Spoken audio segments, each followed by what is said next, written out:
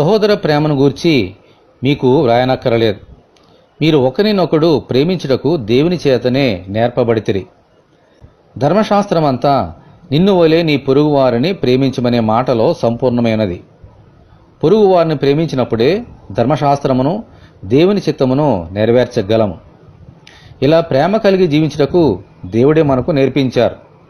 దేవుడు లోకమును ఎంతో ప్రేమించారు. అందుకే మన ప్రభు అయిన యేసుక్రీస్తును మన కొరకు ఈ లోకంలోనికి పంపించారు. ఇది దేవుని ప్రేమ.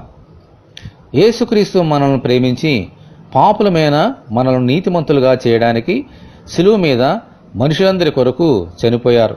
ఇది యేసు ప్రేమ. దేవుడు మన ప్రభు అయిన యేసుక్రీస్తు మనల్ని ప్రేమించిన ప్రకారము మనము కూడా ఒకరిని ఒకరు ప్రేమించవలనే ఆజ్ఞను ఆయన ద్వారా పొంది ఉన్నాము. ఆమెన్.